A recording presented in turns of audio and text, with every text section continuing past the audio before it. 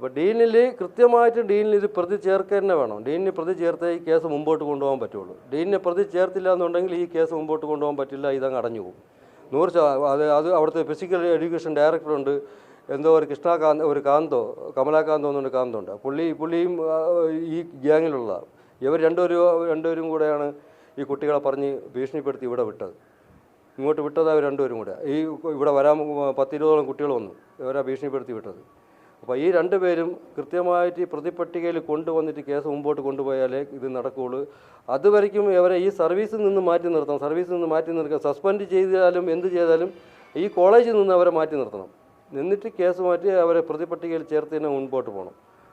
അല്ലെങ്കിൽ ഇതിൽ ഒരു ഫലം ഉണ്ടാവില്ല. അവിടെ നിന്ന് പറഞ്ഞ് കുട്ടികൾ തന്നെ കരഞ്ഞുകൊണ്ട് പറഞ്ഞതാ, അങ്കിളെ ഭയങ്കര പ്രശ്നമാണ്, ആരും ഇല്ല രക്ഷിക്കാൻ, വീട്ടിൽ പറയാനും പറ്റില്ല.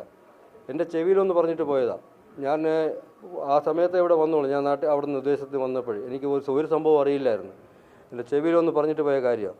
അങ്ങനെ സിഞ്ചോയും അക്ഷയും റഹാനും കൂടെ ചെയ്ത വേലയായത്. എനിക്കൊന്നും മനസ്സിലായില്ല, ഞാൻ ഷോക്കായിപ്പോൾ. എന്ത് വേലയൊന്നും എനിക്കറിയില്ല. സിഞ്ചോയ്, അക്ഷയ്, റഹാന്, ഡാനിഷും കൂടെ റൂമിനകത്തിട്ട് ചെയ്തിട്ട് തൂക്കിയ.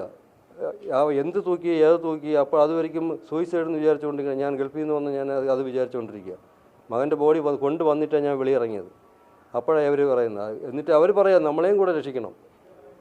അപ്പോൾ അത് കഴിഞ്ഞിട്ടാണ് അന്വേഷിച്ചപ്പോൾ അവിടെ നടക്കുന്നുണ്ട്. സെക്കൻഡ് ഇയർ മുതൽ കൊടിയ റാഗിങ് നടക്കുന്നുണ്ട്. റാഗിങ് നടക്കുന്നത് ഇവർ തന്നെയാണ്.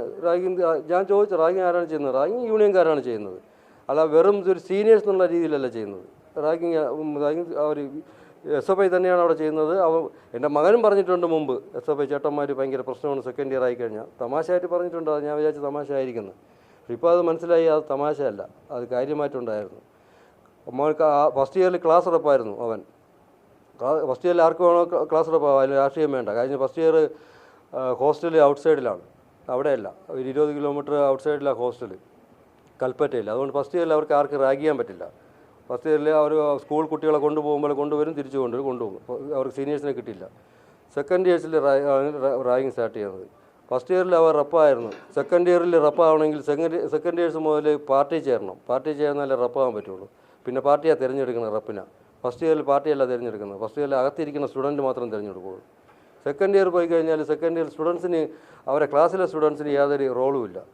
സെക്കൻഡ് ഇയർ അവർ പാർട്ടിയിൽ ചേരണം. പാർട്ടി ചേർന്നിട്ട് അവർ തീരുമാനിക്കും. എൻ്റെ മകൻ എന്നോട് പറഞ്ഞിട്ടുണ്ടായിരുന്നു, അച്ഛാ ഞാൻ ഈ പ്രാവശ്യം സെക്കൻഡ് ഇയറിൽ റെപ്പ് ആവുന്നില്ല. ഞാൻ കാര്യം എന്താണ്, അവർ ചേട്ടന്മാരെല്ലാവരും കൂടെ നിർബന്ധിക്കണം പാർട്ടിയിൽ ചേരാനായിട്ടൊന്ന്. ഞാൻ പറഞ്ഞു, നോക്കുക നിനക്ക് വേണമെങ്കിൽ ചേർന്നോ, അത് കുഴപ്പമൊന്നുമില്ല, എനിക്കത് ഏറെ വിഷയമില്ല, നിൻ്റെ ഇഷ്ടം, നിൻ്റെ മൈൻഡ്, നിൻ്റെ ചിന്താഗതി നിനക്ക്. അപ്പോൾ അവൻ പറഞ്ഞു, ഇല്ല എനിക്ക് പാർട്ടി വേണ്ട, ഒരു പാർട്ടിയും വേണ്ട.